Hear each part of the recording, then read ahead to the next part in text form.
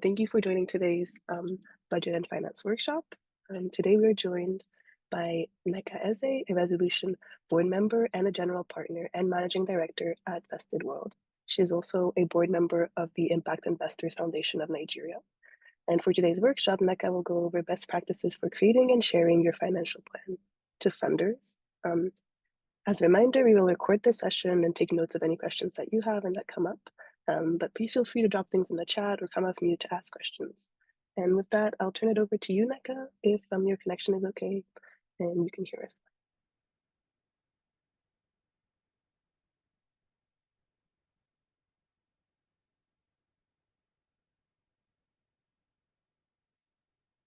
Hi, everyone. Can you hear me? I don't know how the connection is. I'm trying to connect to my headphones, but I'm not sure if that's gonna work or not. We can hear you well, yes. We can hear you. Cool. Great. Thank you all so much for taking the time. I've just actually finished my time on the resolution board after 3.5 years, but I'm still really excited to be, connected to the organization. I've just been really impressed by the impact that you all as fellows are having around the world. So it's great to be able to connect with you and talk a bit about fundraising. One of the questions I have, Leah, are you able to project the slide? Yes, we can share the screen and have the slides up. Okay, that would be wonderful.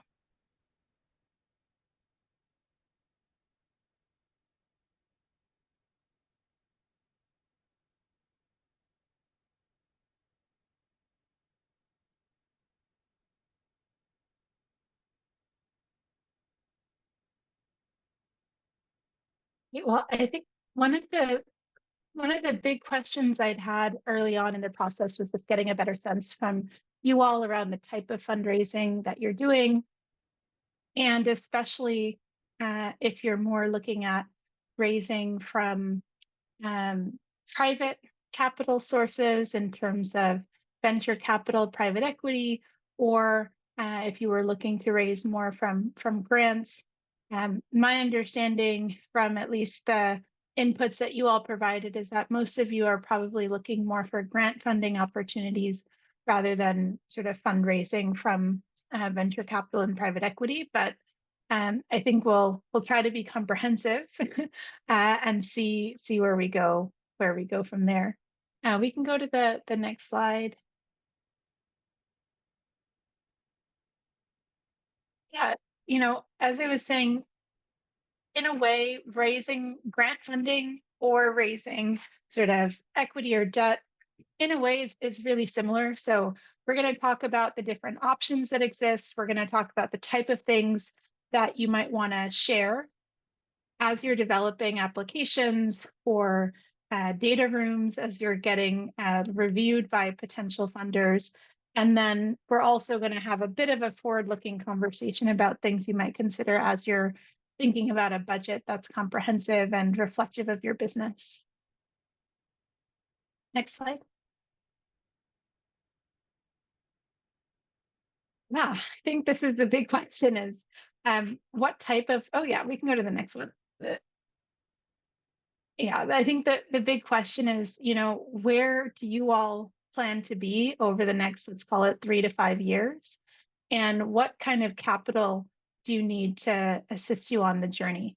So I think that's really a big question. That's really around the scale that you're looking to achieve. That's about whether or not your organization, your enterprise is already making enough revenue, maybe even you see yourself being profitable over time. And as well, what kind of scale do you think you can achieve from an impact perspective? All of those are really almost like foundational, because you have to figure out where you're going to really understand which partners that you want on your journey. And the way I think about funding really is about, it's more of a partnership and a partner. Just like you might have other partners who support you with other parts of your business, capital providers should and I think can be partners in your journey. But a lot of the foundational aspects you have to figure out almost before you start engaging, because it helps you to identify what are the best type of funders that might align with your business, with your model, with your vision that you have as well. I think we've lost the slides. Let me know if I should try to pull them up. Sorry about that. It seems like my Gmail keeps kicking me out. I'll pull it back up in a second. No worries, no worries. Maybe I can just do a quick poll of the room in the meantime and just get the question of, are you guys more raising grant capital? If you want to just do a raise of hands, either with the reaction or if you have your video, are you raising mostly grant capital, or you're looking for other types of capital, maybe like debt or equity investments? We've got 2 grant, it looks like. Anyone raising Grant. equity or debt? Also grant over here. Okay, so 3. Grants, Okay, but we've also got quite a lot. Grants as well. Yeah, okay. Got it. Maybe half. And then for the other half, are you raising debt, equity, or other types of interest instruments, or are you not raising capital? Grants as well here. Grants as well. Grants. Okay, got it. Got it. All right. Well, I mean, I think that should have us mostly focus on the grant side. But as I was saying, and I will, if you give me a second, I'm also going to try to, let me see. I'm going to try to pull it up as well. Let's see if I can actually. Yeah. Well, if my internet cooperates, I'll try to have it as a backup. Thank you. Yeah, we can move to the next slide. So we started talking a bit about, what I'm calling grants, but really this question about not-for-profit. Oftentimes, for a not-for-profit or a foundation, you'll have a specific goal or aim that you're trying to achieve. So this might be eradicating poverty or reducing maternal and child mortality, or it might be around, improving access to food, or whatever the sort of overarching vision that foundation or nonprofit has. And oftentimes that means that as much as they're going to be investing in your enterprise through oftentimes grants, they're usually having non-financial objectives that need to be met and that are usually agreed up front. And this might mean that there's an expectation that you're going to meet, 5,000 beneficiaries, if you will, or you're going to reach, 10,000 people through this program, or you're going to have even sort of outcomes such as maybe job creation or educational attainment, or whatever the sort of target might be.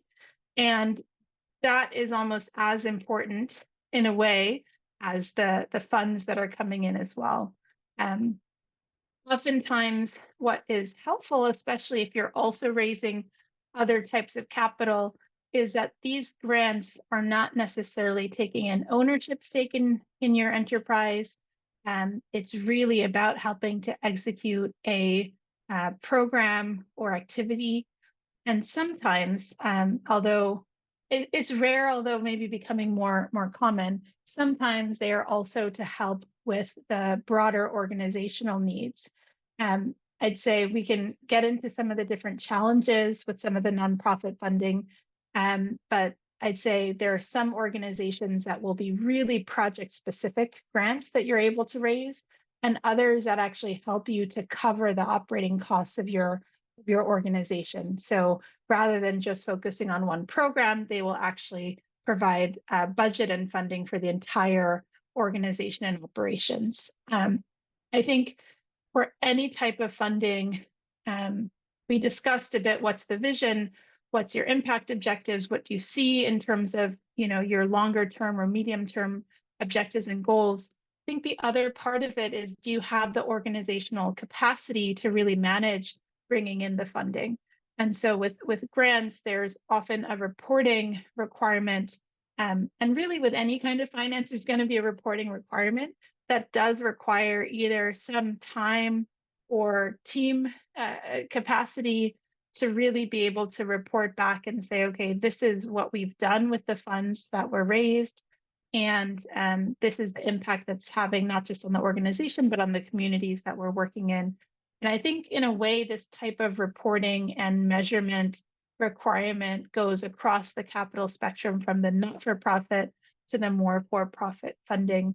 And the final thing I'll mention here is just that with the not-for-profit funding, what we've started to notice is that some of the providers offer grants, but some of them actually offer them in ways that are starting to look a bit more like the private capital. So you might have a repayable grant, for example. It's actually a loan, but with no interest, and the expectation is maybe you'll pay it back in 5 years or 6 years.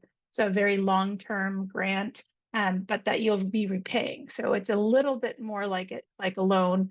We're also seeing foundations and other sort of small family offices and others providing grants that are actually equity and oftentimes have impact requirements around the equity.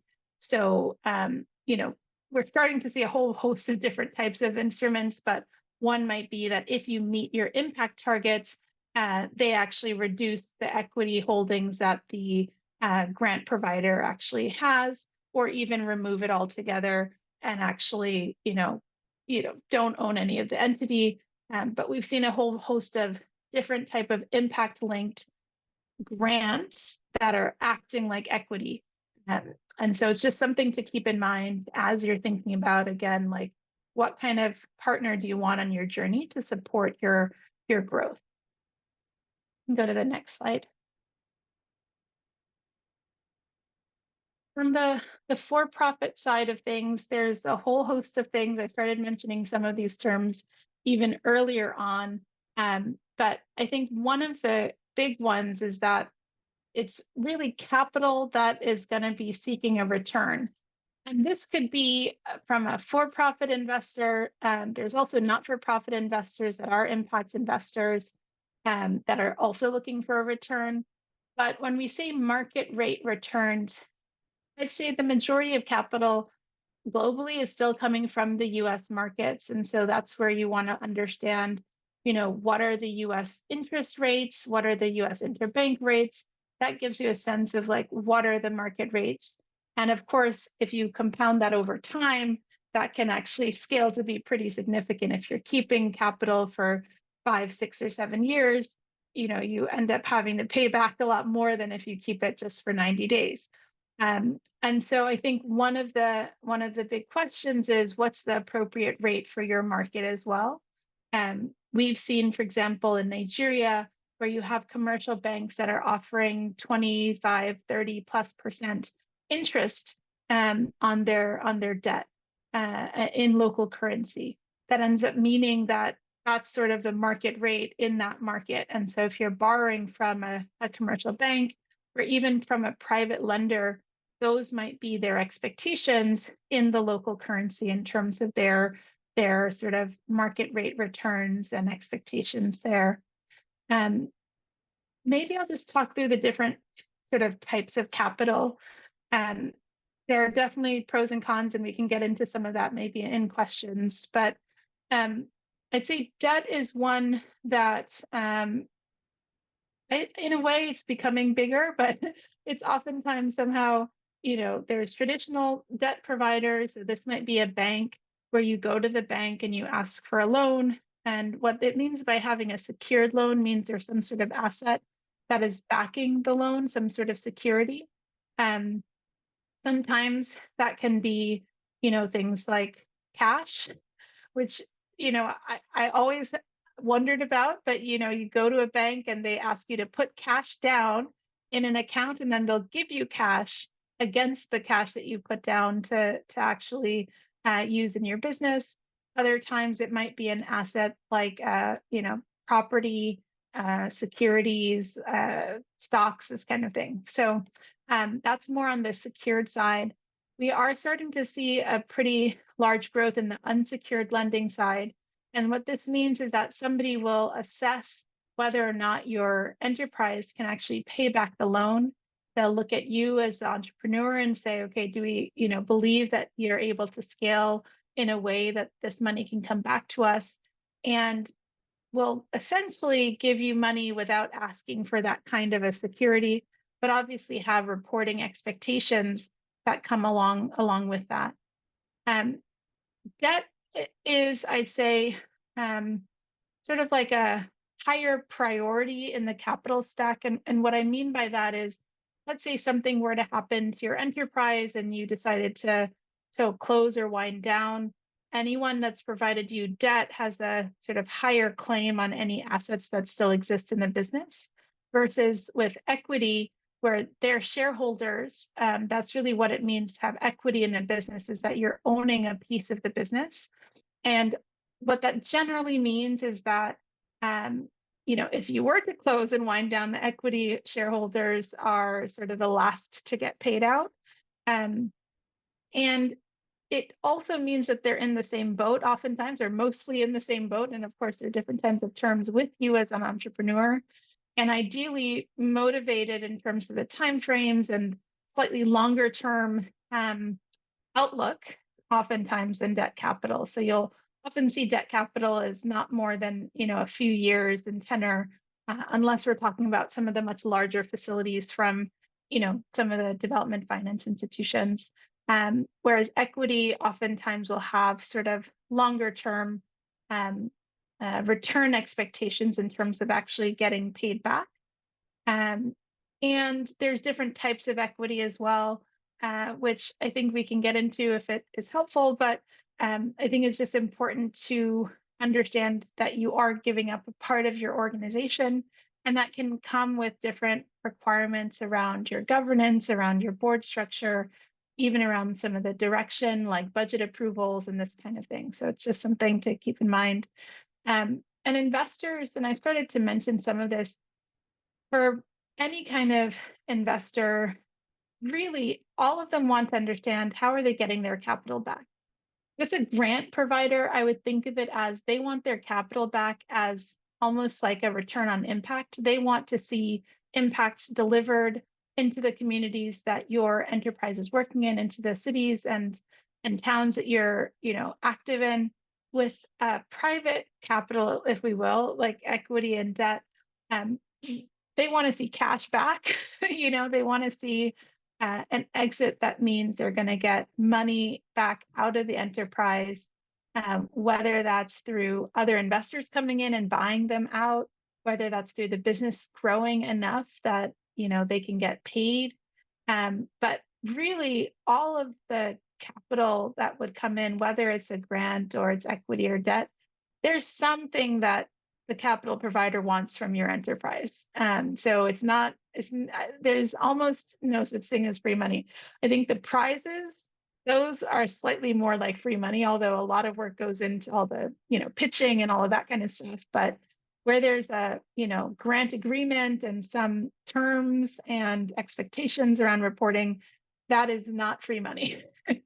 The last thing to mention is, in general, these days, investors do care more about some of the impact measurement, even if it's just around more basic ESG reporting around how you're showing up in terms of the environment, in terms of social impact, in terms of governance of your entity. And so I'd say, even for investors that aren't impact investors, there will be at least some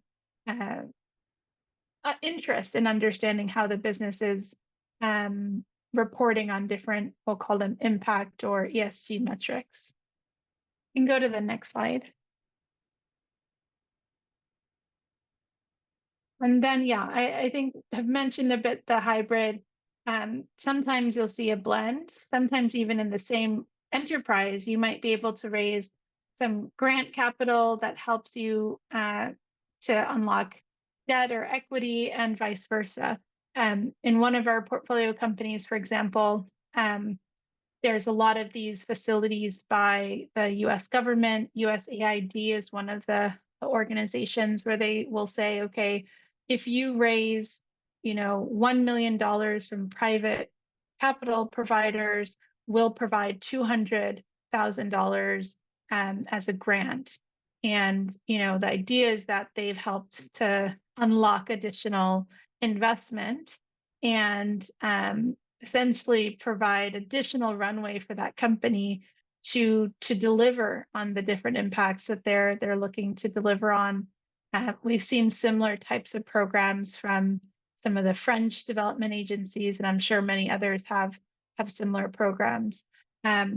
We've also seen where some of the either foundations or smaller sort of nonprofits are actually able to buy down interest, if you will. So they'll actually have a pool of funds that you can use to reduce the cost of capital, or to provide guarantees, which essentially means that this question I was saying around secured lending versus unsecured, they would be able to provide some sort of security to the debt provider that, okay, if this enterprise doesn't pay back or they default, that we will come in and sort of, pay back this loan. And so there are a range of these hybrid type funding elements. Oftentimes, again, you are going to be looking at both how is this measured in terms of impact, how is it measured in terms of where the money is going to come back. But again, a large part of this is thinking about how you plan to have your enterprise grow over time and what capital is really appropriate for that stage of growth in your enterprise. Go to the next, and yeah, perfect, Federico. We can maybe ask, I think, go to the next slide, and I think we're just done with this section, and then we can do like questions. Yeah, perfect. Yeah, so any questions from that? I see one here. Does hybrid programs consider grants from privates as raising funds? It's interesting. Like one of our portfolio companies is raising funding, and they got a grant. And what it means is that you just need to raise less private capital in that case. As a VC, as somebody in venture capital, I don't consider that fundraising necessarily, because I think it's a slightly different skill set. I think they're similar in terms of some of the storytelling and all of that kind of stuff, but it is slightly different to say, okay, a nonprofit has given you a grant versus to say a venture capital firm has made a 7-year bet on your company and want to own a piece of the business. And so I think it helps, because then you don't have to raise as much capital as maybe you were planning to. But if you're also raising from private equity or venture capital, I think it's not necessarily seen as fundraising. And similarly, and this is maybe actually really helpful, I also don't see grant revenue unless it is truly recurring. I don't count that into somebody's revenue for the year prior. So if somebody, maybe last year raised $50,000 in grants, I would most likely discount their revenue by that $50,000 unless we know that, okay, this is actually over the course of 5 years and we can model it out. And we'll talk a bit about forecasting. But there's this question around, like, how do you actually value the grant capital, which is obviously very helpful for the operations and the business and all of that, but we can't necessarily count on it coming in every year. So unless you've had a track record of consistently being able to raise that amount of capital over a few years, from a grant perspective, it's hard to really count it as sure, if you will. So it's just something to consider, and we can maybe talk about that in the forecasting as well. But yeah, I think in general, there's going to be some amount as we think about like what you actually have to provide to raise this type of capital. Most people will really want to understand the financial journey of your enterprise, and where you're coming from, and then we'll talk about like where you want to go. This is probably one of the hardest things, especially if you don't love dealing with the finances of your enterprise. And yet it's probably the most important thing to be able to show that you're ready to really take on this outside capital at this type of scale that you might want. So if you're now, maybe you raised $5,000 in the past and now you're trying to raise $20,000, the threshold for what you have to prove that you're ready to, take on this larger amount of capital is different. And so I think at a minimum, whether it's private sources of capital, public sources of capital, or grants, equity, debt, et cetera, you'll want to understand the historical numbers. And this means your income statement, balance sheet, cash flow statement.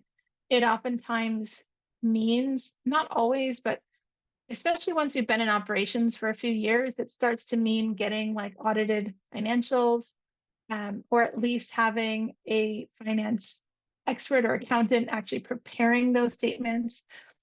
And it means that you have really understood how the money is flowing through your business, so that if somebody decides to say, okay, can you send me like the last 3 years of your bank statements along with these financials, and they start trying to sort of compare and contrast, that there aren't going to be major discrepancies in where your money is going and where you say your money is going. So I think really just ensuring that you're on top of the historical financials gives a sense of confidence to a grantor or a debt investor or a venture capitalist that you can sort of handle additional capital, and that will be able to see where that money actually goes. I think the other question is really, are you able to manage the operations of the entity? And by that, do you have really the cash to continue operations? And then is the funding that you're looking for sort of in line with the size of your business? So as an example, I have seen some companies recently, and it's hard to know because oftentimes it's like a cold outreach and this kind of thing, but they are very small company. I mean, there was a company recently, they were raising, I want to say it was like $4 million, and they had maybe less than $1,000 in monthly revenue. And while we have done some seed investments and there are some very, very early stage investors, I think you really have to demonstrate that you can take on that size of capital at that very early stage. And oftentimes what that means is, like I was saying, we really want to understand where that capital is going to go. And so, that would be everything from, payroll costs and salaries to equipment costs or any kind of program costs or these type of things. But looking at the historical financials can really help understand potentially where you're planning to go. I just want to pause here. Any other questions that came up either in the last section or on the financial history or on maybe the type of financials, the depth or quality?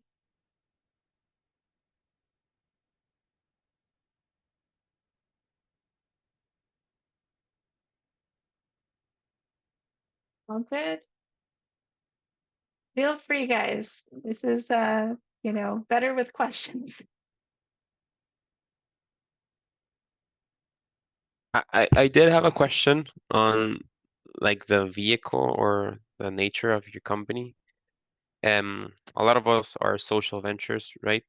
But do you recommend, like, when creating that legal entity in the US, to do it as an NGO and raise capital as an NGO, or I don't know, like spin off a separate private company that has to raise that money from private investment? Or how do you see those legal entities in raising money? Yeah, it's a good question. I'm not a lawyer, so I can't advise you on the legal, but for the private capital side, I'd say the overwhelming majority will only invest in a private company. And so it really depends on where you want to go as a company. But generally, if you're raising sort of venture capital or different types of debt, it probably means that you have a for-profit entity that's registered, whether in the US or a different market. So most of our companies do not necessarily have a registration in the US right now. I think they might over time, depending on the type of capital that they actually are raising from. But I think a large part of it really depends on the type of capital that you're trying to raise and what the expectations are of those investors. What we have seen is have some sort of shareholding in the for-profit, where the not-for-profit perhaps has almost like a shared ownership, let's say where maybe 5% of the business is actually owned by the for-profit. So there are some interesting models like that. I've not seen as many in the more early stage enterprise sense, where you have like the Lego or IKEA model, where you have like a trust structure and all of this kind of stuff. That I think is much more for later on. But yeah, generally, I'd say most of the private, and in quotes, sources of capital will want to be investing in a private entity. And then I'd say some of the non-private, so if we think of foundations and others, there are some that are okay to invest in social enterprises that are registered as nonprofits, but others will sort of, not be okay with that. But I think you don't want to register just for the sake of registering. I think you want to do that initial mapping of where do we see ourselves as an enterprise growing and going, and what kind of capital do we need for that journey? Where are we going to get that capital from? And where do those type of investors actually invest in? And then you can start to map out almost like your legal registration journey to say, okay, by 2 years from now, we probably have to have this for-profit entity. What does that process look like? How do we get there? Where should we register? So I think really planning it out in advance is very helpful versus like, registering all these entities, which can then create a lot of liabilities in terms of filings and reporting and all of this kind of stuff, which might be tough at a really early stage. So I think map it out, and then hopefully the answer becomes a bit more clear. Yeah, so Myla? Yes, I want to seek a clarification on issue of grants. You did indicate that you usually will not consider grants as a revenue if it's not regular or consistent. I don't know whether I got that right. So if that is true, so if you are a startup and probably just got your first grant and you are pitching somewhere to try to fundraise, and they ask you about your revenue, what do you have to, how will you respond to that question about whether you'll be able to raise revenue, whether you are making revenue or you are not making revenue? How will you respond to the situation that your grant is not very consistent, or probably just you are able to just get your first grant? Oh, it's a good question. One of the main ones is, what is the model for the sort of enterprise, and how do you plan to raise, I'd say, income that comes from a product or a service? I think that's really what we're trying to understand. And ideally, that isn't sort of grant revenue. So are there paying customers, if you will, for the product or service that are not grant providers? And so what you might say is, your revenue was, X amount for 2023 or for the first half of 2024. And this percent was actually grant revenue. And then this percent is revenue that actually is coming from customers or from, other businesses or whatever the different revenue stream is. But I do think it is helpful to clarify, depending on the conversation you're having, if it's for private or more for sort of grant type.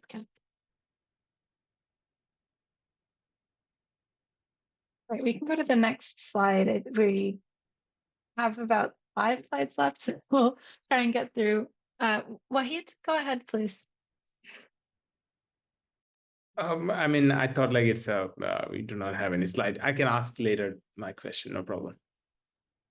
Okay, yeah, no, I'll try to speak faster. So yeah, I think one of the big ones is, of course, what's the future look like? Because that's really what people are joining, whether as a grant provider or a debt or equity provider, will look to the past to understand if almost like we have some belief that, you've done what you said you've done, but the future is really what we're all investing in.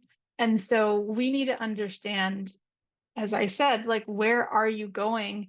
And what is the capital you really need to get there? So I think one is just how much capital do you actually need, and when do you need that capital over time? There's also this question around, are you going to get the type of returns in terms of impact or in terms of return on capital that the investors have in mind? And we'll get into this a bit in the last section quickly, but you really have to take into account like where you're going and how believable is it that you can get there. So, part of it is looking at the historicals, part of it might be looking at other enterprises, maybe in other markets who've gone on a similar journey. Some of it is just really understanding your cost base. All of that needs to come together to have a credible plan for the future. And that's really what the forecast is. Go to the next slide. Yeah, I think here there are going to be different building blocks that you'll look at as you're developing that sort of feature. But one is really, where is the capital coming in from, and how is the capital going out, if you will? How do you actually model that? Might end up meaning you're really getting down to the unit costs, and want to make sure that you're using relevant assumptions, we'll call it. So for example, if you live in a high inflation market, so I'll talk about Nigeria again. So if inflation is over 30% in your country, you might need to model that in some way to the different costs. Or if fuel prices, are an important part of your budget, then you might need to really understand what's happened historically to fuel prices, what you see happening going forward. Or you might, live in a slightly less inflationary market, like in Kenya, where it's maybe 7% inflation.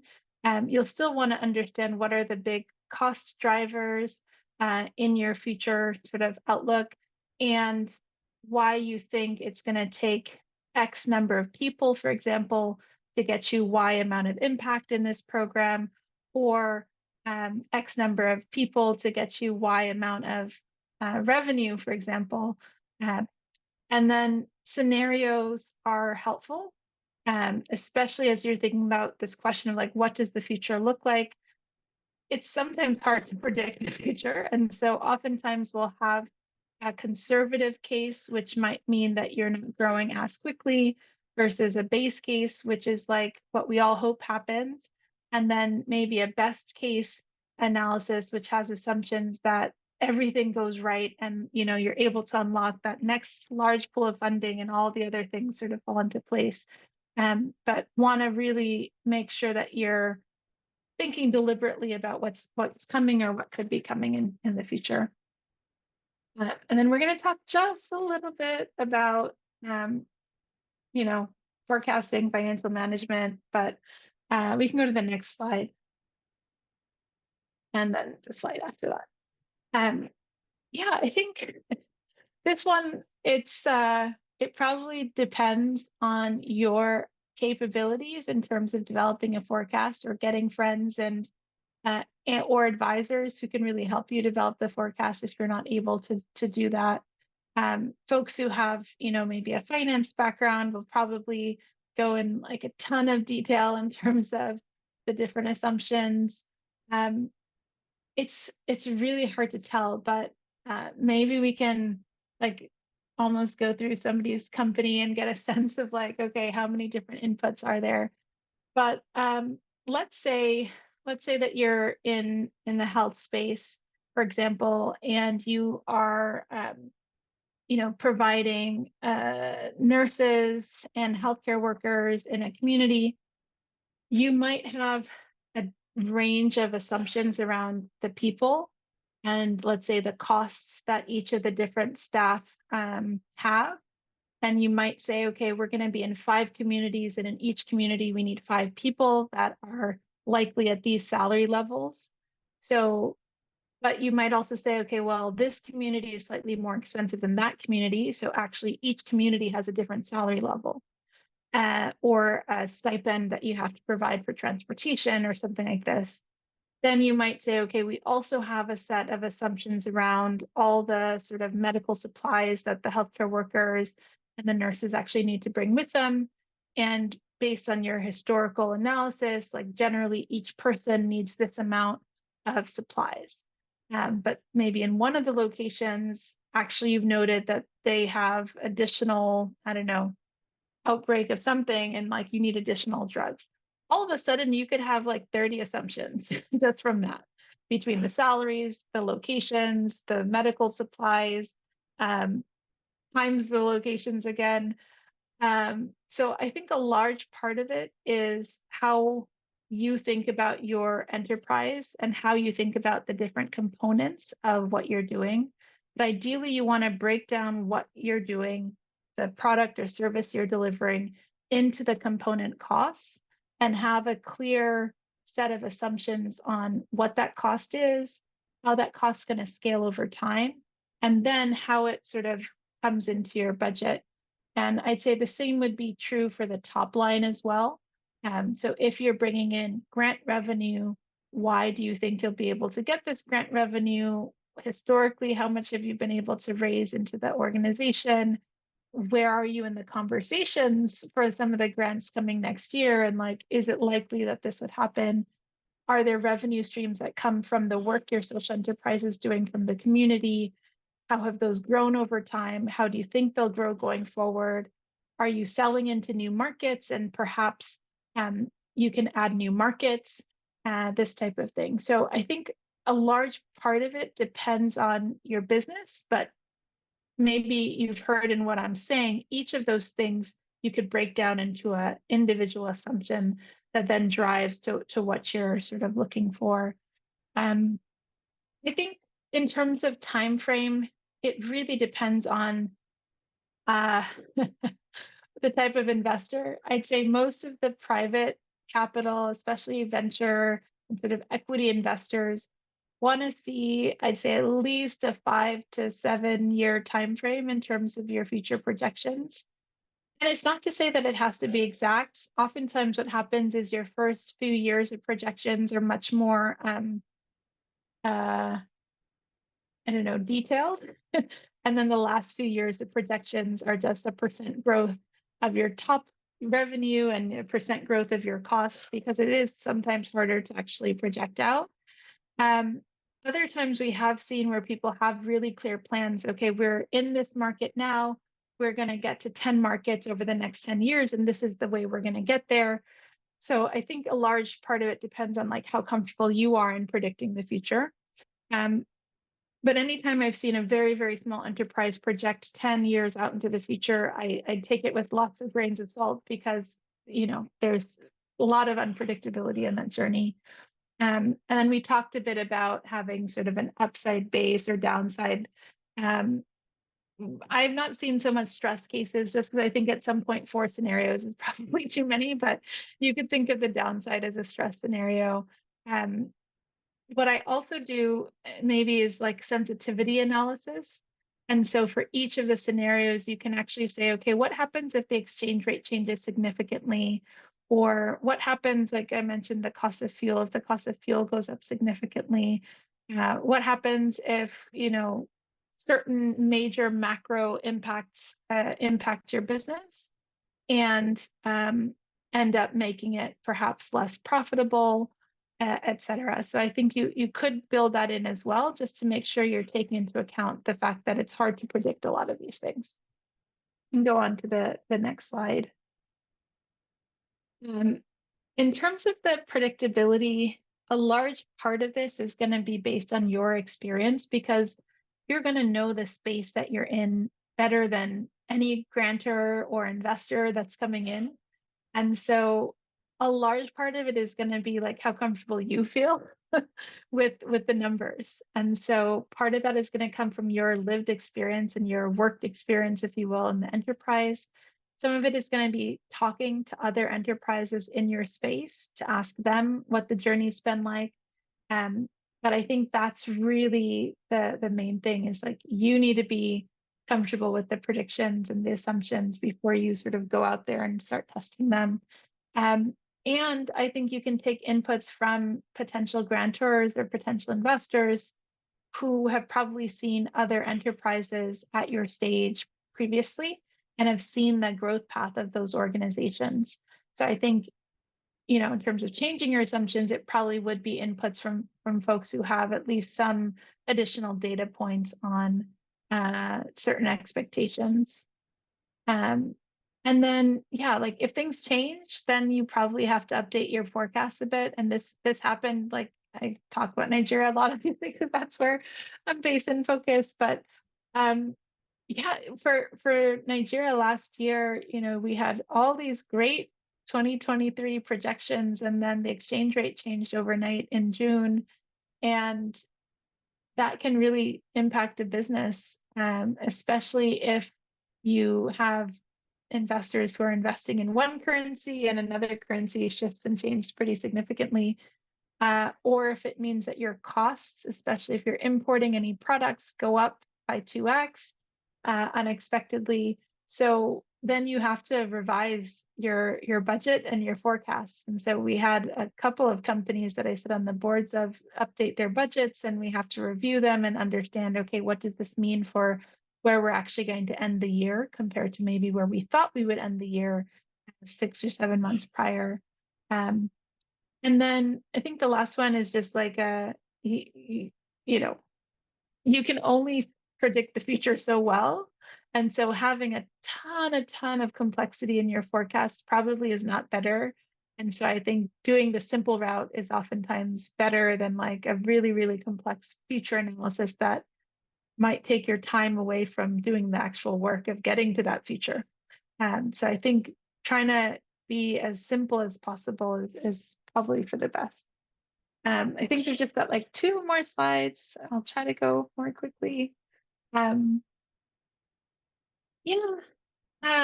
This is helpful. Like what I've started seeing in a lot of my quarterly sort of board meetings is just ensuring we have looked back at the forecast and budget versus the actual numbers to see how we're doing, how we did on the forecast, and then it helps you going forward as well. So if you say, okay, it's September, where are we going to be by the end of the year? And then at the end of the year, you look back and say, how good were we at actually projecting these sort of 4 months into the future?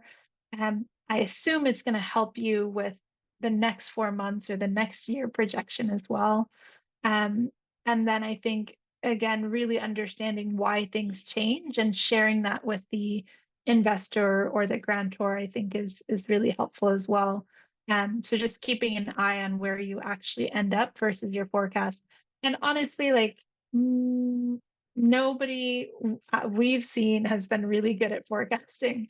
So I think part of it is to go through the exercise on really deeply understanding the drivers of your enterprise and your business and understanding where you aim to get to.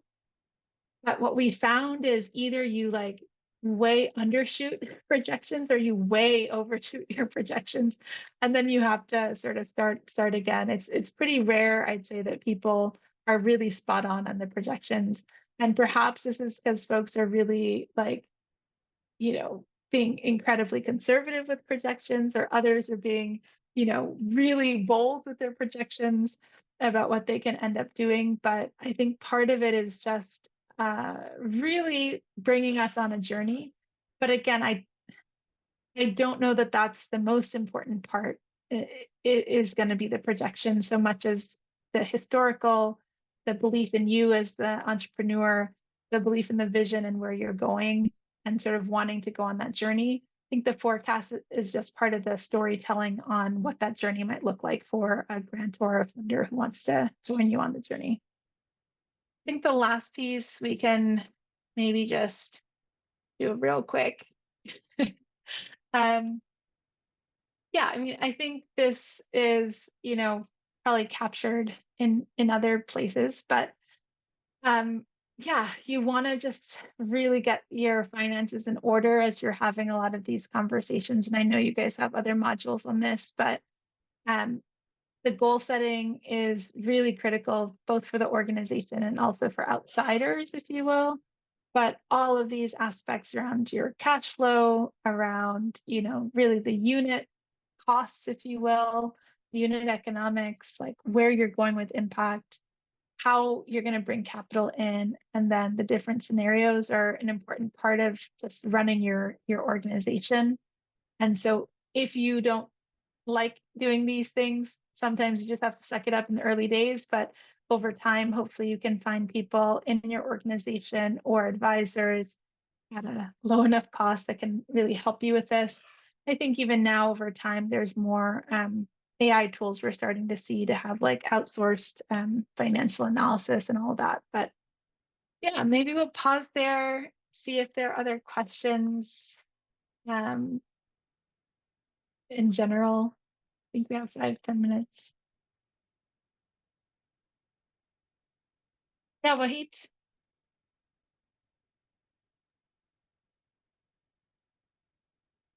Hi, thank you so much. It was really helpful for all of us, I believe, that the things that you shared. The question that earlier I would like to ask you, I think it's not just about question, it's just about sharing my how we work and maybe get some recommendation from you. So we have running a program for climate and where we educating international youth and also support early stage climate organizations through our organization.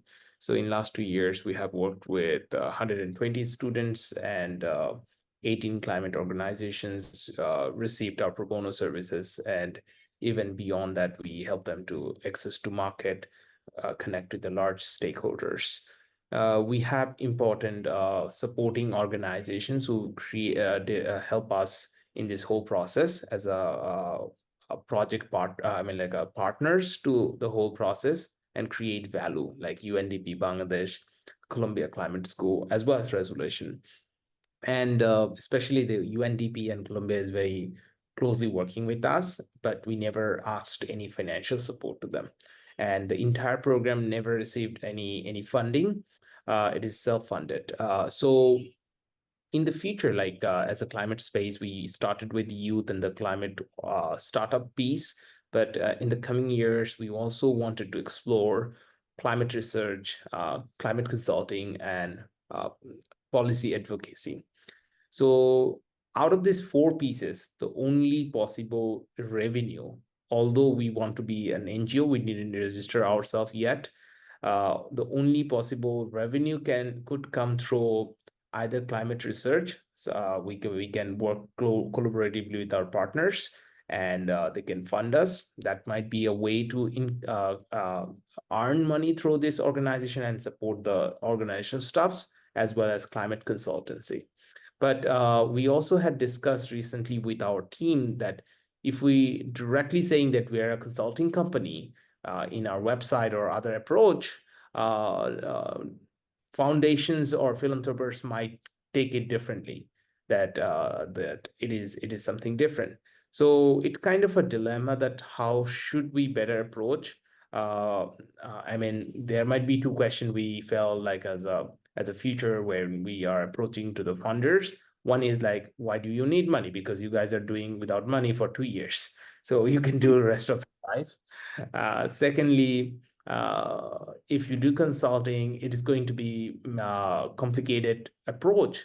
But I also see some of my friends who are doing absolutely fine. Like they do consulting, they partner with governments to execute their agendas of development for like women empowerment or promoting social business or helping reducing plastic waste, etc., etc. So that's my thoughts. I mean, like question or probably like want to get some sort of your feedbacks on this. Yeah, definitely. Yeah, I was a consultant for 14 years prior to moving into venture. So it's definitely close to home. I think that the big question is, how do you want to sort of show up to the world, and sort of why the consulting or why the research? I think as long as you have like a really clear vision and narrative around like why this piece is important, then I don't necessarily see it being like, oh, you're selling out or anything like that. Um, it will also help you know what type of projects to say no to and what not to do to really stay in line with being that not for profit. So I think a large part of it comes down to like the why and the how and the what you're actually going to be doing.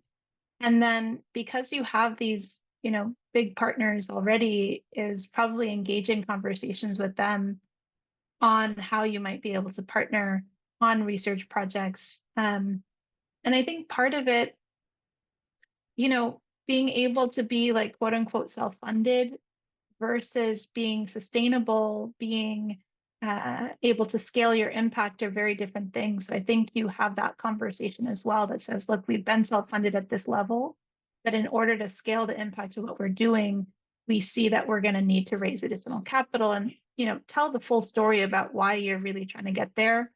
And also the impact that you're trying to have, which I'm assuming you're trying to scale because you want to scale the impact. And so I think you have that conversation and talk about the different pathways that you've explored. Yeah, I don't see them as being like, in competition, as long as you set up with that in mind. Yeah. Definitely one of the reason is like we are paying our own bills for like operating such program, and it's been 2 years, and it's not so easy. It's not like a voluntary work like I do. It's like a full-time job. My income generating sources is become my secondary items. Like if I divided my 8 hours a Yeah. day, it's only 1 to 2 hours I can spend on my income generating activities, and the rest 6 hours I have to spend on this whole thing. My other co-founders, like they do the same. And yes, we have some they have some other options. Like one of the co-founder is the director at Deloitte, so she doesn't have any financial needs, but she has to work around uh, like at least 10% of a month of her entire timing to this. And also she pays some of our bills, but she cannot do the entire life to this. And also definitely the impact and we see the impact is not just about the numbers. Like like we can ask for, like right now in a year we work with 60 students, we want to work with 600 students. That's not the numbers we want to achieve. We want to see that, okay, the 60 students we have already helped them to get certain point. How can we take the next steps? That's a even complicated process because it's personalized journey, tracking them, creating opportunities. So for those sort of reason, we primarily looking for funds. And also like in some point, the value we get through our core partners like Columbia, they're supporting us for almost like 1.5 years. They develop courses. Wait, he just given the time. Yeah, no, I really appreciate the reflections, but I think you're onto it. I think you've got the language, and it's time to have that conversation with some of your partners and see how you like go on that path. I do want to say we're over, but I'm happy to take one more question. And I know we started a couple minutes late. Yeah, no worries. Any other questions? I see Boris off on video. I don't know if you had one. Any others? No worries. Any final questions? Feel free also to reach out. I am notoriously bad on emails, but working on it. So I'll share my email here, and in case there's any follow-ups or questions, just know you might have to follow up or wait a bit of time for a reply. But Yeah, thank you guys for making the time, and hopefully this is helpful as you think about just how to engage and think about telling your story. Thank you guys for all the impact that you're having in the world. It's really amazing. Thank you, Nessa, for joining us and giving such a thoughtful presentation. I think everybody in the room really appreciates it. And if you have any questions as well, yeah, you left your email, which is great, but you can also email the AIC email, aic@resolutionproject.org, and we can follow up with you, Nneka, or share this presentation. It will be recorded and shared it after anyways.